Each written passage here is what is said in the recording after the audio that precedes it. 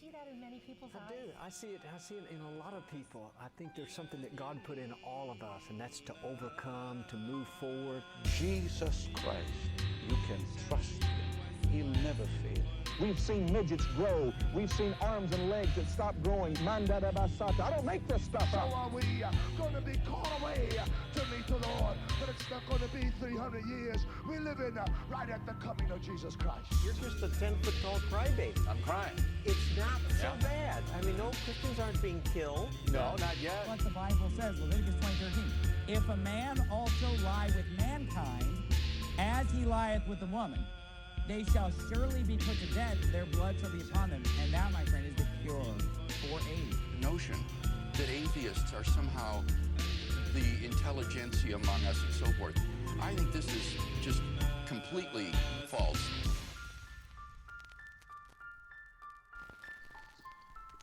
Hey, everybody, welcome to the Age of Reason podcast. What's up, Alex?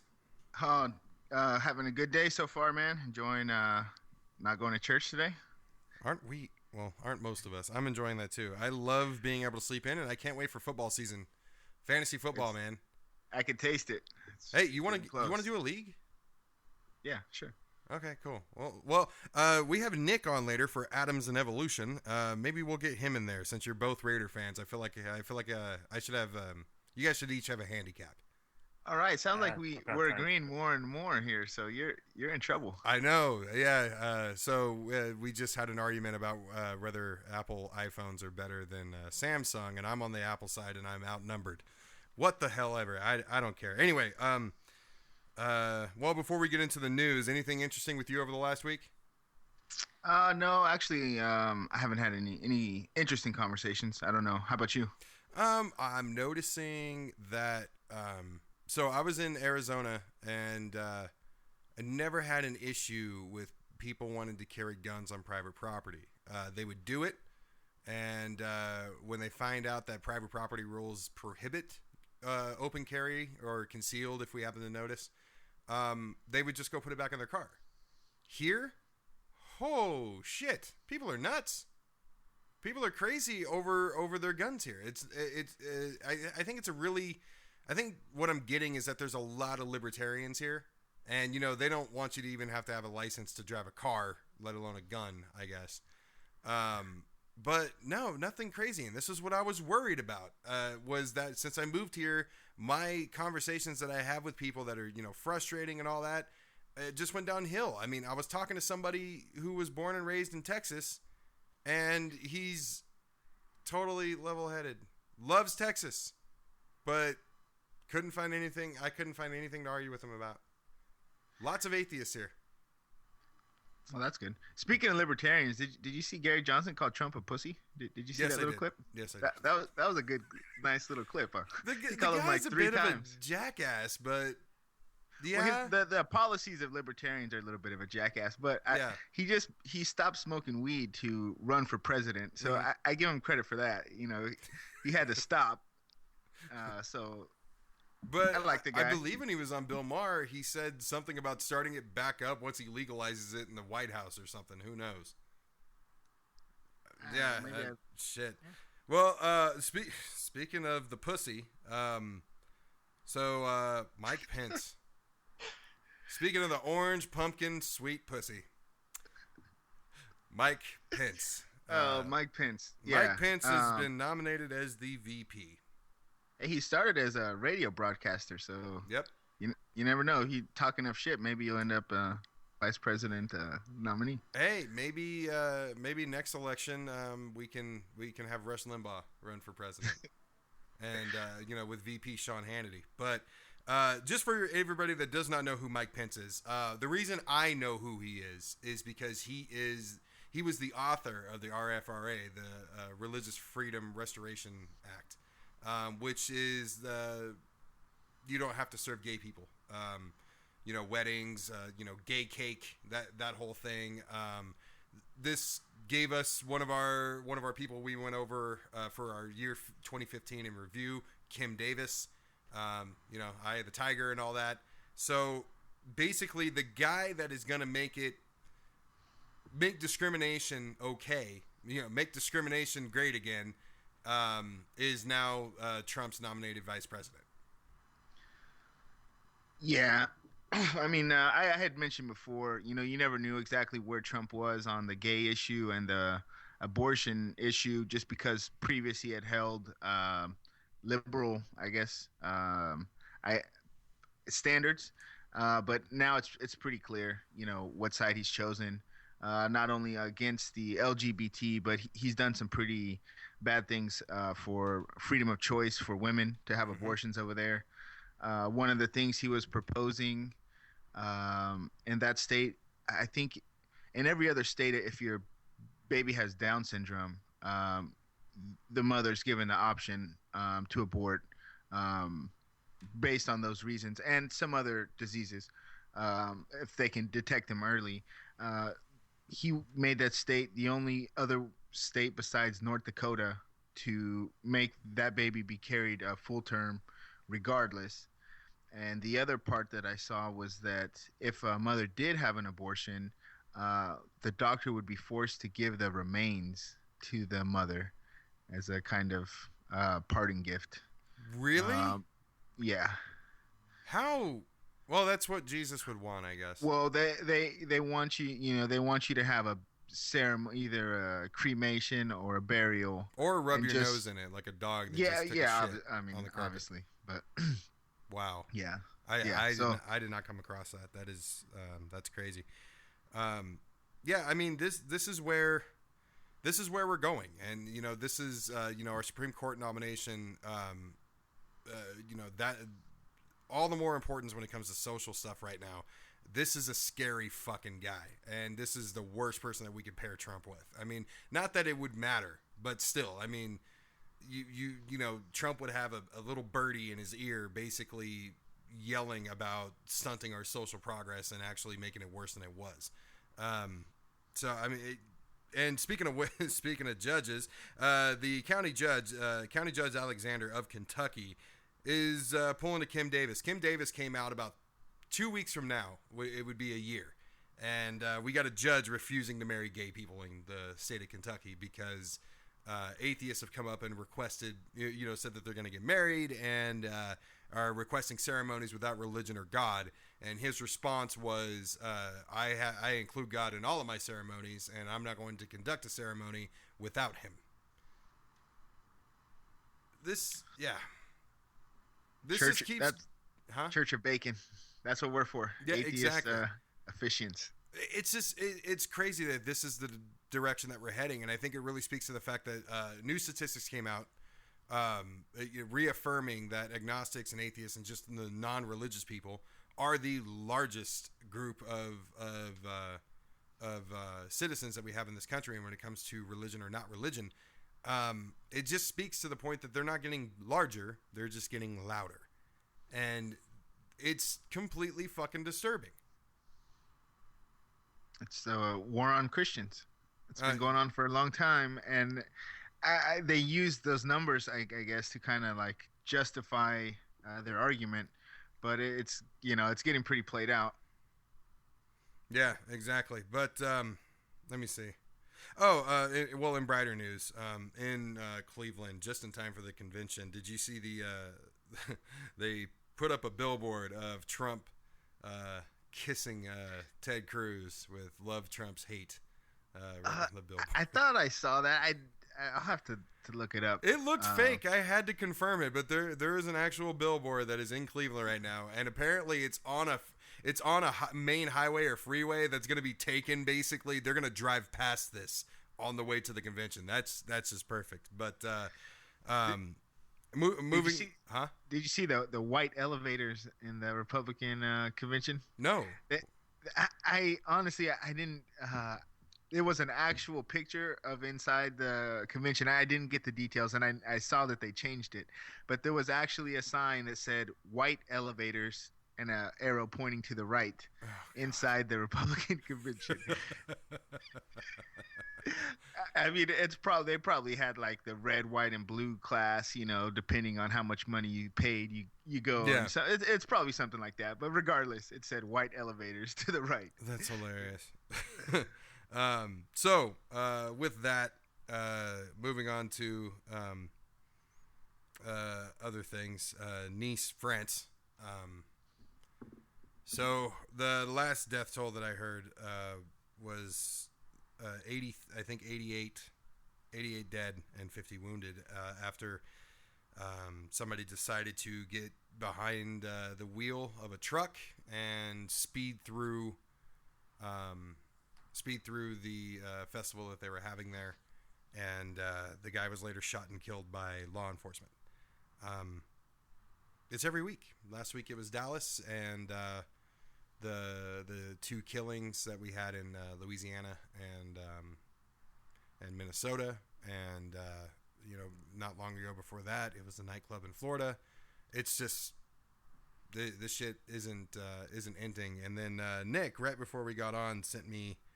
I haven't had a chance to look into it. It was right before we got on here, but looks like we had another police shooting of police. I think it was 5 dead, 2 wounded. We'll have him get into it real quick when he gets on here. But in Louisiana, so it's constant right now. Yeah, I did catch it real quick as well, and I think it was in Baton Rouge where, obviously they've had some tensions. Yeah. Oh, okay. I'm looking at it right now. It's 3 officers killed, 3 injured in Baton Rouge shooting. That's the fucked up part about Dallas. And this is what I said that week. I mean, this is going to unfortunately, given the learning curve of this stupid fucking people in this country, it's going to take a lot more violence until things get resolved.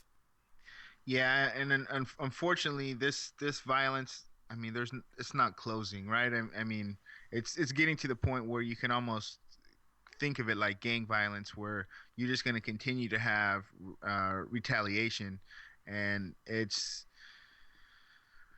not looking good. I mean, you hope that after Dallas and everything like that, the country kind of comes together and says, that's not what we want. Right. We can not sympathize, but we can understand where people are coming from, but that's just not the direction we're headed. Now that we have another one so soon after that, I think it's going to get ugly. And, I think it's important that people, unite together to say that this is not how, we want it done. But this is not, to me, not a good sign at all. Yeah, and I was reading some of the comments on these things. Like, one of them was there was a 19-year-old that was shot by 2 cops in Fresno, I think on June 25th, and the video footage got released. This is a hard one for me, because it's finally a white guy. No, it's a hard one for me because the guy kept reaching.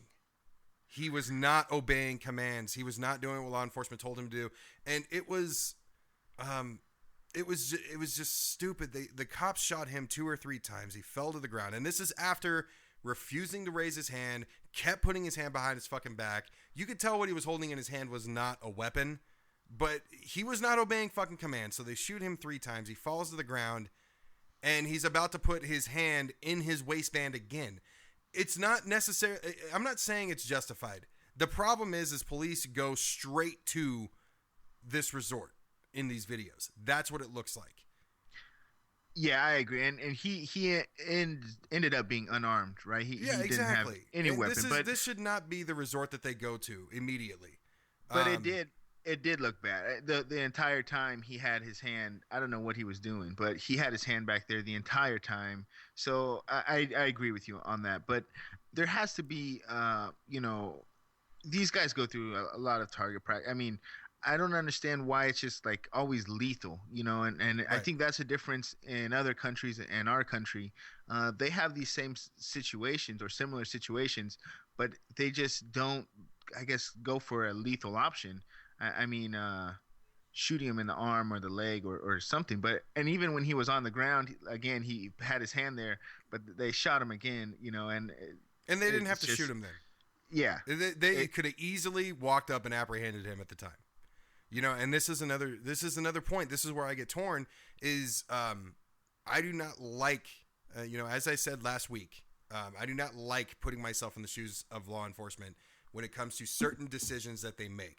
And kudos to you, Alex. Bill Maher, I don't know if you watched him last week, did a whole topic on robot bombing and if that's going to be, the new normal or not. So that was a great observation and a good conversation that we had to bring that up. But anyway, getting back to this,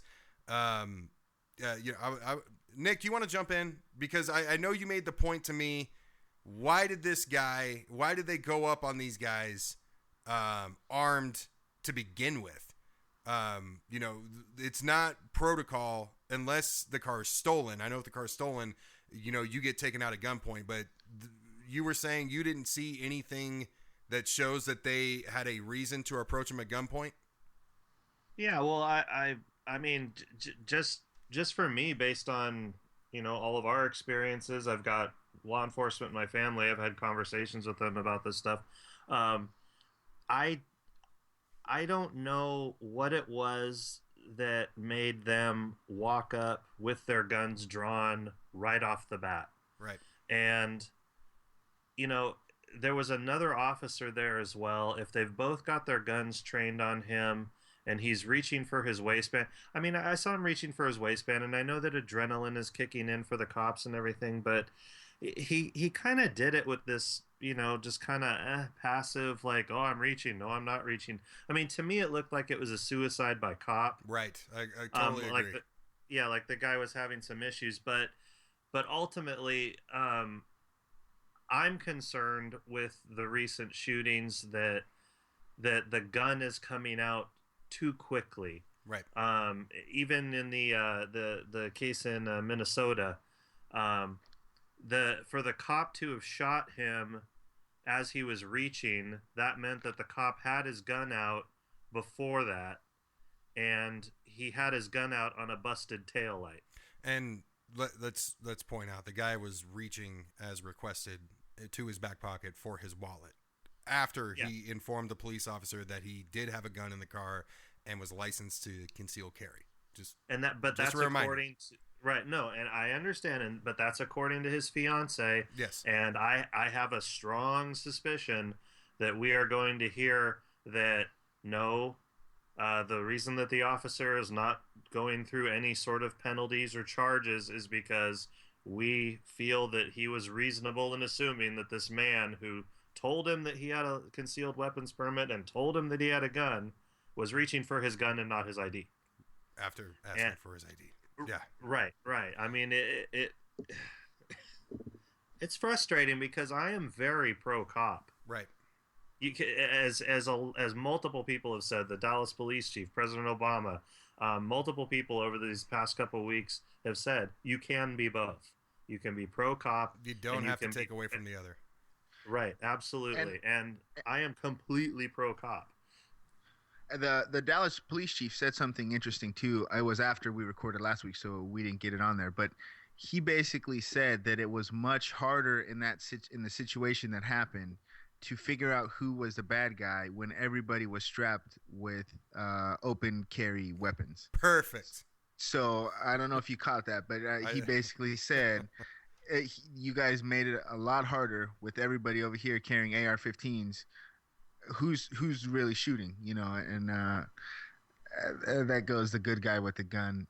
A police officer took care of that. So well, it's like I said last week. This was Texas. There should be more good guys per capita walking around with a gun in that state. Probably them, Arizona, Florida being the big three for that.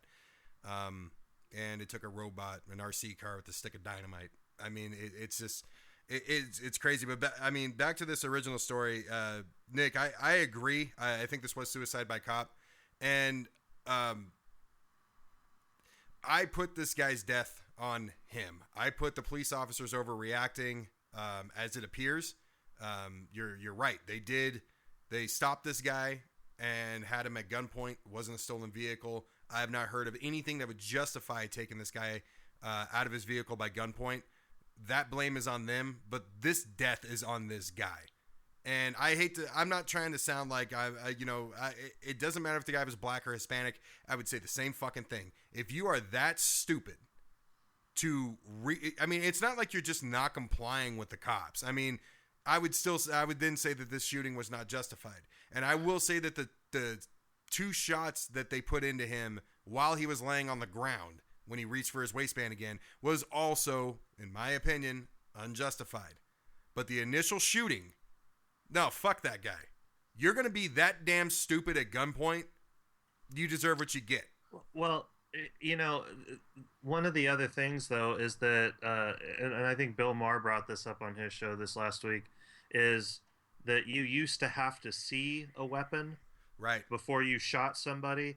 They didn't see a weapon. And in my humble, ignorant, completely wrong opinion, according to, you know, whoever's going to hate me for this, they had 2 police officers there. They both had guns drawn. Why couldn't one of them had his gun trained on the guy while the other one approached and tried to get him under control? Right. You know, I know you don't know what he has. I know that there's a great deal of fear, but the overreactions. I mean, do you remember, Webb, when we worked together, when we had that large gentleman yes out in the who had a lighter shaped as a gun.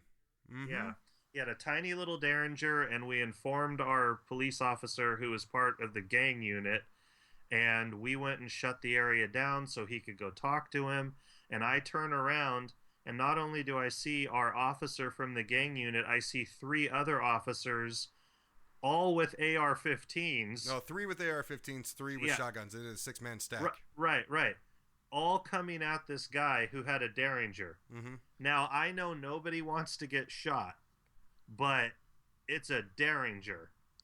He would have only got 2 rounds off if he hit anybody. Yeah. And would that have gone through a vest? No. And it turns out it was a lighter. Yeah.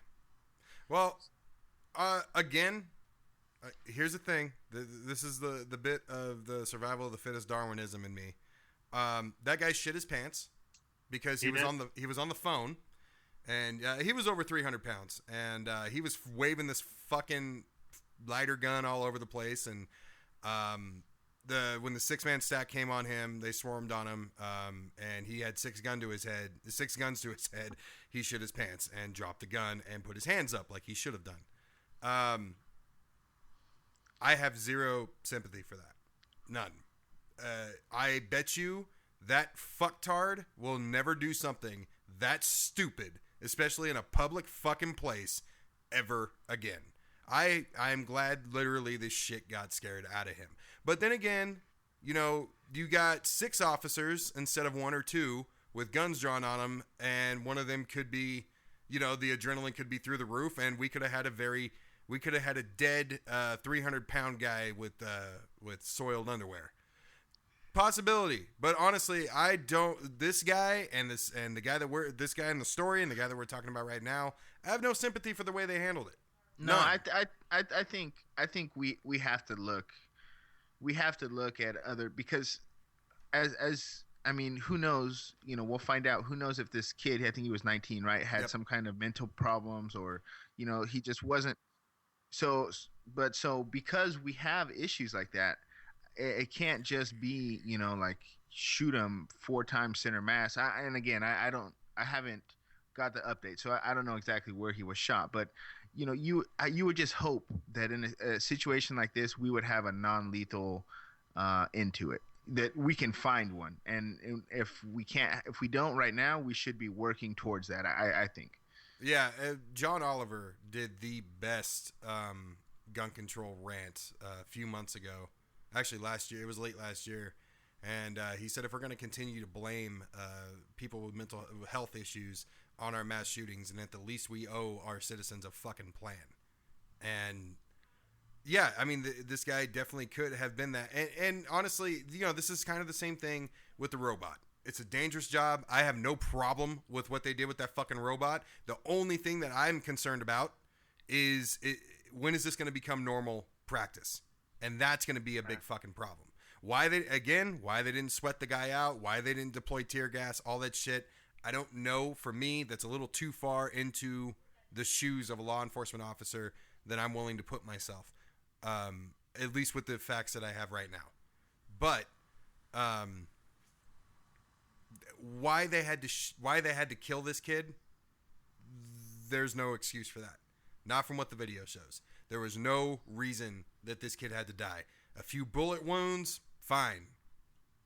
I get it. Kid's being fucking stupid. But there's no reason this kid had to be shot more when he was on the ground, and there was no fucking way that this kid was going to do anything to harm those cops. Right, and anecdotally, just as somebody who suffers through watching Cops because his wife is a huge fan, you can even see on Cops, the television show, how this has kind of escalated over the years, because I feel like 5-6 years ago, that kid would have had tasers pulled on him. Right. And if he kept reaching, they would have tasered him and dropped him to the ground. Agreed. You know, but slowly the force just keeps escalating. You know, that's why all the military equipment, you know, I'm glad that Obama kind of pulled back had the Justice Department pull back on that. And really quickly, last thing from me on this is the town hall that Obama just did on race relations this last week. He said, I think, that 25 to 30% of the people killed in police shootings do have a mental illness.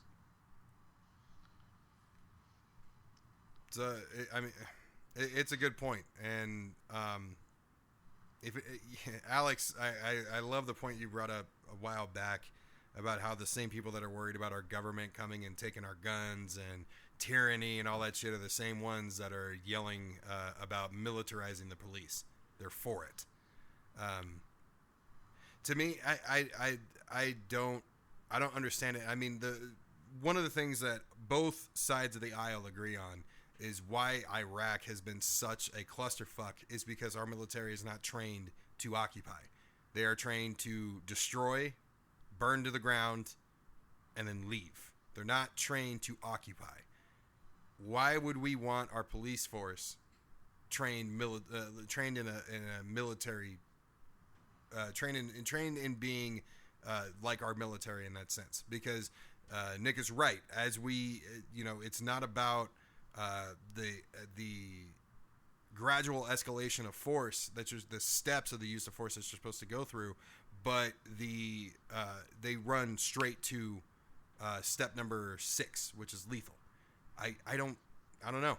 It's very disturbing. Yeah, I mean, I honestly, we bring it up. It seems like every week, and like I said, hopefully we don't see anything else like what happened in Louisiana today. We as a country, we need to come out and say, like, everybody, Black Lives Matter, no matter how far you are into that or whatever. It's just, this is not the solution. Killing police officers randomly like this is not the solution. And I think, like I said, I'm just afraid of the escalation that this is going to cause. This is not going to end things. Yeah. Because there's some idiot fucking cops out there that I do expect to retaliate, and we may end up with another Rodney King. And they're not. And you can sympathize on the same way. You can sympathize. You're right. They're not. They're afraid of just being at work and getting shot. Yeah. Right. If that was the case for me too, I would want to do something about it. So you understand you got to understand the whole spectrum. You should be able to sympathize for, but at the end of the day, violence is never gonna solve anything, and I think that's what needs to be, I guess, shouted more than anything else. And for everybody else who's not black and who's not a police officer, stop taking fucking sides. You don't know what it's like to be either one, so just shut the fuck up. Have sympathy for both sides. Have sympathy for human life as it is, regardless whether that life belongs to a blue or belongs to a black. It doesn't fucking matter. Anyway, what? One real quick thing on that, Mike. They keep calling police officers heroes, and I don't want to take that away. I don't want to diminish that, but I also don't know that the label necessarily is correct until we decide what we want them to be, because calling them heroes elevates them to a position where they are the best of us. Mm-hmm. And until they can demonstrate that they're the best of us, I don't think they deserve that label. That's an I think that's an unfair standard. I think what that kind of means is, you know, when you say our heroes in the fire department and our heroes in law enforcement, that sort of thing. I think what that's really referring to is not every police officer is a hero, but a lot of heroes are members of law enforcement. That's an unreal. I think it's an unrealistic expectation to put on law enforcement, because just like with black people and white people and Hispanics and any other group that you want to mention, you're gonna have fuck ups, and so it's never gonna get there. Police brutality will never go away. Hopefully we can get it down to a very manageable point where, you know, when these things do happen, they are dealt with swiftly and with justice. But that's all we can hope for, because we're gonna have fuck ups no matter what. No, right. I understand what you're saying. I'm just saying that when we start calling people heroes, we elevate them to a status in our society and in our minds where they become infallible. And if you see the new law that they just passed in Louisiana that makes it a hate crime to do anything to a person wearing blue. Oh no. They just passed this the other day. It's now a hate crime if you do anything to a cop. And that's one of these things. That's not a protected characteristic. There's no protected characteristic in any state or federally, other than this one apparently, that it protects against race, religion, creed, color, sex, sexual orientation, all that. There's nothing in there that says that you need to respect the job somebody does. Yeah, job title. I don't know, man. It's facts like that. I did not hear that, but it's facts like that that really make me want to brainstorm 10 years from now what that's going to morph into. Police state. Unfortunately, but we got one other thing I want to mention. I do not want to get into an argument, Alex. All I'm going to say is Bernie Sanders did endorse Hillary Clinton. We talked about that last week. No, we said he was going to. He had not endorsed. That had not happened. That happened on Tuesday. All right. He said he was going to. He did say, but there were people online that were there. There's a lot of Bernie supporters out there that were saying that this isn't going to happen. This is part of a greater plan. And this was my post on Facebook that you got on and said, stop hating on everybody. Nah, this is what I was talking about. Okay. I don't want to argue. It's news. That's it. Bernie Sanders endorsed Hillary Clinton, and I will say this for you. Jill Stein is rising in the polls. That's all news. There's no opinion there. No. Okay. So I don't want to argue. not 3 episodes in a row. Without arguing, there's a couple news, things. Hard. He did endorse her. So there's that. I say we don't say anything else to the convention. Wait till the convention's over with. No, I think things are. It's playing out, right? I mean, he came out. I don't know if you saw. He has the Sanders Institute. He's coming out with, I guess, some long-term plan. So I'm interested. We'll follow. I'll say this. I heard the most rational and best idea from a diehard Bernie or Buster that I've heard since the primaries have ended. We need to. This guy posted a meme and he said we need to stay involved. We need to vote congressionally, and in order to make sure this revolution happens, we've seen how much damage Mitch McConnell has been able to do. We need to make sure that this Senate gets overturned, and we need to make Bernie Sanders the majority leader. That is an awesome idea, and that's a realistic one that everybody should be able to get behind. So, moving on, I guess. Yeah, moving on. We'll wait until after the convention. To talk about it, though. I'm sure we'll have another. Yes, just news, but I'm sure a debate will happen at some point. And who knows? Maybe I'll bring Nick on here, and you two can fight it out. But I'm gonna have a very hard time keeping my mouth shut, because that's just me. I have a very hard time keeping my mouth shut. And I want to apologize to you, Alex. Like, we had our debate last week, and you and I both love each other. That's the deal. You're my boy and all that. But in these debates, we get very emotional, and I cut you off more times than I should have. And I'm not apologizing for my side of the argument. I'm apologizing because You and I give argumentation and debate advice on here and how to talk to people. And we've talked about, they have the hammer to knock the wall down. You can't do it for them. And I tried to knock your fucking wall down last week. I didn't obey one of our rules. So I'm apologizing now. I shouldn't have been that crazy about it. I feel much better. But you're fucking wrong. Anyway. No. Anyways, no. I think it's important because, what I text you in the message, I think it's important, and it is, you can consider it kind of like a breakup for a lot of people. It's a grieving process. Right? Totally understand. Even if it's a, like you said, even if there's a rational part to it, there is a lot of emotion attached to it. A lot of people donated a lot of money, even if it was a little bit of money, those are probably people that didn't have a lot of money, right? So when you donate even $10 a week or $5 a week, just taking the time to even do the donation more than the money shows your investment. Or volunteer, right? Exactly. A lot of these people volunteered, drove hundreds of miles, different things. So especially you, there's definitely, and I know people that did a lot more than me, right? So I see, the emotional part to it, and right away, of course you're going to say no, of course, never. But, as things play out, Hillary has been doing, I'll admit, some good positive things. She has been saying some positive things. I'm not going to support her right now. I'm not willing to do that at all, but we'll see where it goes. Right. Let's see what Bernie's plans are coming forward. It should remain interesting. I think it will remain interesting. Stop it, Nick. I see you licking your finger. Stop it. We're not doing it. We're not doing it. You're gonna make my head explode. We're not doing it. We did it 2 episodes in a row. We're not doing it. Let's wait until after. I'll tell you what. After the convention, at some point, if this is still going on, I'll let you two fight it out. But not again. But Alex, I will say. I agree with the grieving process idea. There was a lot of investment that we all put in. It does hurt. It does fucking suck. And just like when you go through a breakup, you find meaning in everything. If you listen to the song "Whip It" by who, Nick? Who sang that "Whip It" song? Devo. Don't look at me like I'm old, you motherfucker. No, I just know you know your fucking 80s bands. Anyway, so if you listen to the song "Whip It" by fucking Devo and you just came out of a breakup, that song's talking to you.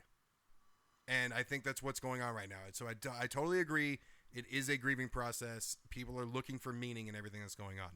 Anyway, before we get into our Adams and Evolution side of it, one funny story. Florida woman literally lets Jesus take the wheel as she runs over a curb and through a house because she chose to pray with her eyes closed and put the car on God pilot.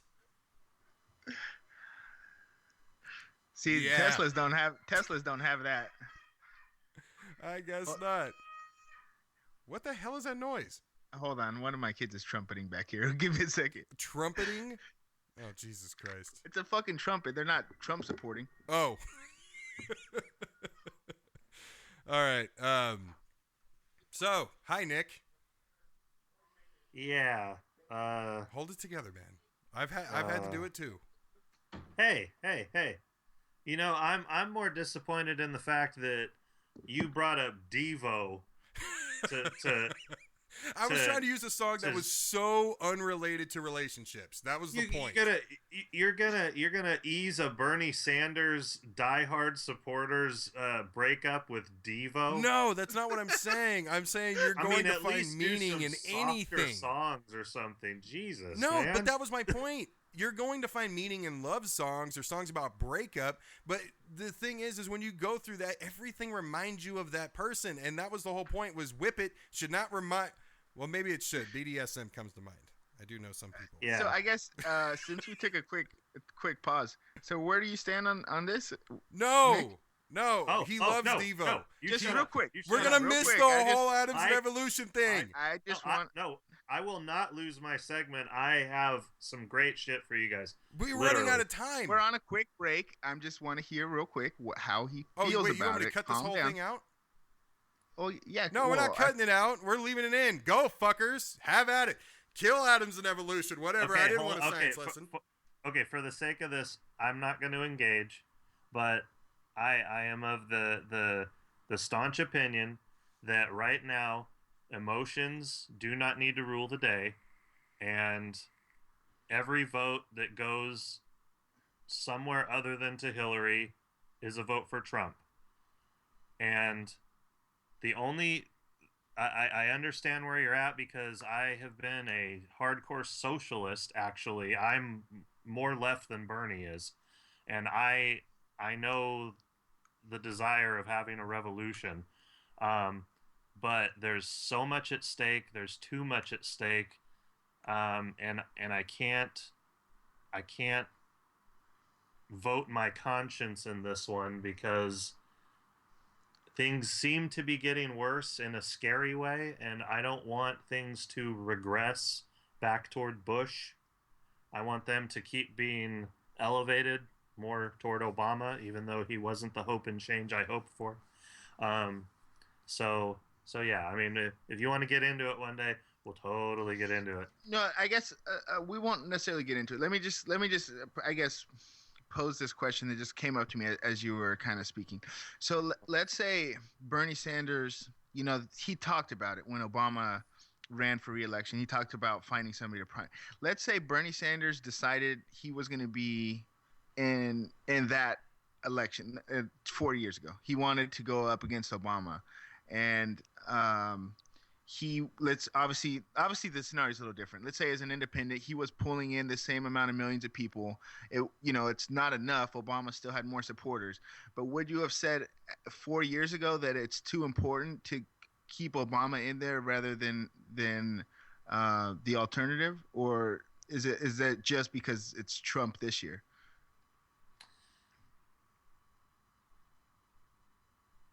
You know, I don't. I'll probably lean a little bit more towards it's Trump. And only because I'm not certain what Mitt Romney would have done. I think he would have fallen in line more, because he seemed to be kind of an empty head to me. He seemed to be more of a puppet.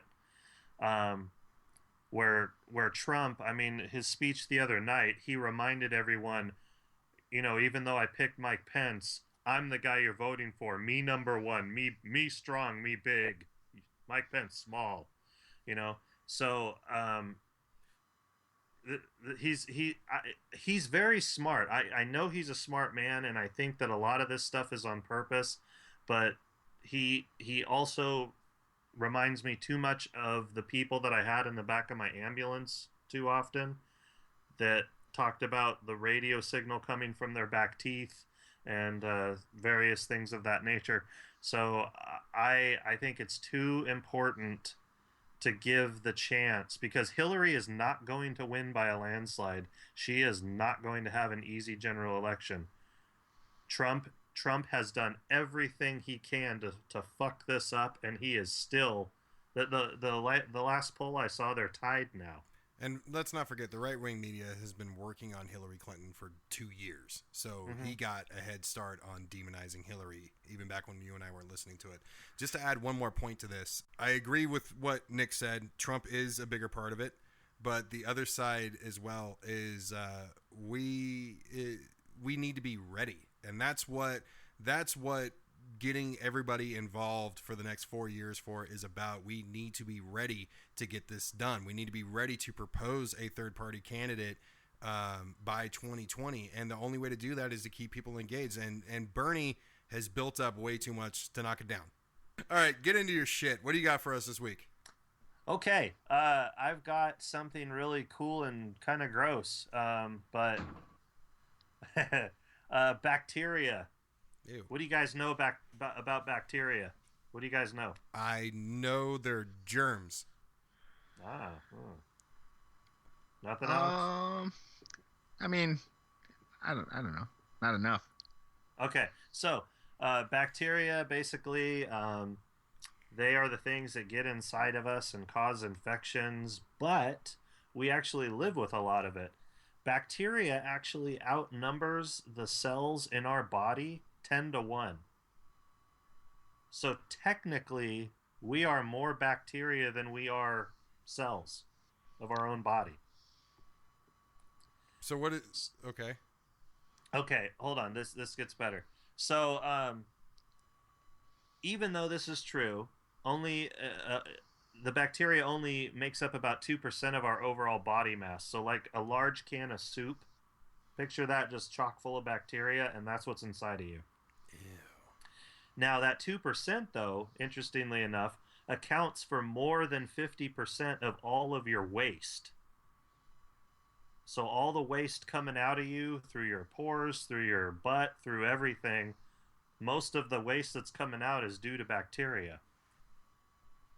And as a matter of fact, in 2011, North Carolina State University, they did a biodiversity study on students' belly buttons. And they found 1,400 different kinds of bacteria living in about 95% of the participants' belly buttons. 662 of those strains of bacteria were unidentified. So, stuff that they hadn't even seen before. So quit shoving things in there. That's disgusting. That you know, it didn't break it down based on, you know, this guy's dirtier than this guy. Well, I always thought Audis were disgusting and they needed to be slaughtered. But now Audis don't sound so bad. If you have an innie, make sure that when you're in the shower, you get that water right up in that innie, you know. So anyway, back to the bacteria. Ew, a wet innie. That just sounds disgusting. Moving forward. Sorry. Moving forward. The reason that I'm bringing this up is because bacteria live in your gut. And this is really important because in your stomach, in your digestive tract, you have kind of a mini brain or almost its own central nervous system. It actually has the same type of neurotransmitters that your brain has. And what'll happen is that when you eat food, the nervous center in your digestive system will send signals along the vagus nerve up into your brain and tell you that it's time to stop eating or tell you that you eat more, right? I just want to point out I have a really big vagus nerve in my brain. Well, it's running through your body. Because he's played a lot of craps. We're like 5-year-olds, Jesus. Hey there. Maybe that's my problem. Go ahead. But the interesting thing here is that, okay, so you've heard before that you start craving sweets because your body your stomach is telling your body that you need more sugar in your body, right? Okay, that's debunked. That's not true at all. What they're starting to discover is that bacteria are what is dictating what you want to eat.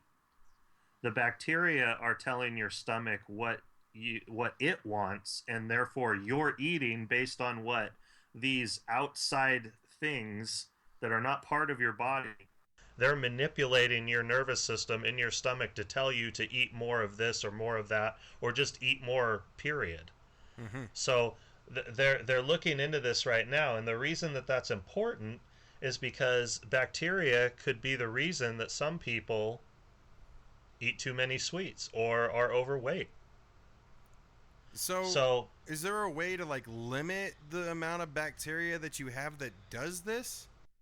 Well, here's one of the things that happens to people, particularly if they're on stronger antibiotics, is that you kill the bacteria that are inside your body, and a lot of that bacteria is actually beneficial to you, because it allows you to eat certain foods or handle certain foods. People who are lactose intolerant, they're saying that comes back to bacteria again. So when you take a whole lot of antibiotics and you kill all that bacteria, your gut is just basically, it's clean now, and you need to get that bacteria going back in there, which is why they tell you like to eat some yogurt or something after you've been on antibiotics, so you can start getting all of those beneficial bacterial colonies going in there again. But when let me see here, who was it? It's Washington University. They did a study where they took the bacteria out of lab mice, or was it rats? Mice, rats, whatever, rodents. So they took the bacteria out of their guts, and then they put bacteria into the guts of the one group, and that bacteria was from an obese person. And then they took the bacteria out of another group and they put in the bacteria from a thin person. And then they fed them the same amounts of food. And the rats that had the bacteria from the obese person gained more weight than the ones that had the bacteria from the thin person, even though they were fed the same amount of food. What? Right. So this gets into what you had just hinted at, fecal transplants. So what they did with those rats is after they discovered that the rats that would had the obese bacteria gained more weight, they took the bacteria from the lean rats, the rats that had the thin bacteria, put the poop of those rats into the fat rats, and those fat rats changed their eating habits and lost weight. And this was on Vice like a week or two ago, right? On Vice. But that was for disease. Yeah, they talked about it for C. diff. C. diff is a bacterial imbalance in your intestines that causes inflammation. About 250,000 people get it each year, and about 14,000 people die from it. And what they were doing was they were taking the healthy poop out of other people, and they were putting it into these people that had the C. diff, and it was getting rid of their C. diff. And right now they're actually studying using this technique to get rid of Crohn's disease, irritable bowel syndrome, various metabolic diseases. And they're even thinking that this can help with allergies, autoimmune disorders, and even psychiatric disorders and cancer. So, and I remember from Vice, they said that their ultimate goal is to obviously put this into an injection type form or a pill, so we're not having to siphon shit. I mean, I'm just curious. So that they put it back in the digestive tract, basically, and just let it do its thing? They give you like an enema with it, right? Right. That's what they're doing right now. Is they? Okay. Okay, that makes a lot more sense than what I was. And there's people. Oh no, you weren't thinking that they're like, here, drink this. No. Okay, I good. just didn't know. He was hoping. It's a bit nutty. What was it, Austin Powers? I mean, no, it's. I mean, it's. I'm glad they figured something out like that. I had seen articles. I just wasn't aware of how the procedure kind of went down. But it's like a suppository kind of thing. Well, I mean, right now they're doing an enema, so they like stick a tube up there, and then they inject like a liquid form of it up in there. But they process it so that they get rid of a lot of the waste product and a lot of anything that would cause you any sort of harm. But yeah, ultimately, I had read that they're hoping that they can get this into like a pill form where they'll have the bacteria crushed up inside of a capsule that you can swallow. But I'm going to pay attention to this because I think that this is one of those types of innovations where people are thinking obviously outside of the box. Right. And I know that pharmaceutical companies will probably hate this because there's not a way for them to monetize it because I can go up to you and go, hey man, you've never had this, right? Let me have some of your shit. Because people in Seattle are doing that right now. Right. There was a guy, I believe in Washington, that was getting it from his neighbor. His neighbor would save it for him. And he would go and inject it. They have this whole thing. You just look like you want to shake your head, Alex. Yeah, no, they filmed the whole thing. It's disgusting, but it's like... No, it's not. It's amazing that we figured out that's what it takes. It's interesting, I guess probably like you said, that, I mean, they haven't figured out a... It's in cleaner way to handle it, early stages. Yeah. It's. I mean, obviously, I'm for any kind of medical breakthrough, and if that's the shit that it takes. Oh, well, Alex, how much more time do we got? About 6 minutes. All right. We'll go ahead and start wrapping it up. So, Nick, another thing that you've been doing are interviews, and you want to give us a little intro into the interview? I think we're gonna. I want to air these back to back. You did a 40-minute interview, and probably we may end up having to do that after convention, or maybe hopefully if no other really terrible fucking news happens, we can do election for 40 minutes and then do this. But you want to give an intro into this the first interview that we're gonna play? Sure. I had the great honor of sitting down with two millennials, and talking to them about their views on various things. And they both happen to be lesbians. I met the one, her name's Shelby. I met her, and she agreed to do the interview. She wanted to bring her girlfriend in on it, and I agreed to let her sit in. Her girlfriend couldn't make it, but she brought a friend of hers who she actually turns out used to date. And Amanda, she filled in for Shelby's girlfriend, and I think Amanda was spot on too. It was a really good conversation. I got their views on what it's like to be LGBT, a little bit about some of their political views, and yeah, it went really great. I look forward to doing it again. I'm trying to find some Hispanic kids here that are willing to talk about Trump and his wall, and I want to ask them about being rapists and murderers, and find out how they reconcile that. All with that their good daily stuff. lives. Yeah. And yeah, I'm looking to set up other interviews. I've got a couple other people interested. I've got a blue collar schmo who wants to spout off. So we might do that. And I'm working on a police officer too. So we'll see if I can get that done. That's great, man. We appreciate it. Yeah, definitely. And the interview was great. They were both very high spirited throughout the interview. But there's a few parts in there that are pretty fucking disturbing, a little bit. Some of their answers to a few things. So I mean, it's really good. We'll be playing part 1 possibly next week, news permitting, and then we'll follow up on the second episode after that with part 2. But again, man, yeah, thanks. This was it was a great interview. Their banter back and forth, like it sounded like somebody went through and edited the audio to cut out them talking over one another. But no, that was just the chemistry these two had. It was perfect. So look forward to that next week, everybody. Nick, thanks for coming on and talking shit and everything else. Yeah, cool. Take care, everybody. We'll see you guys next week.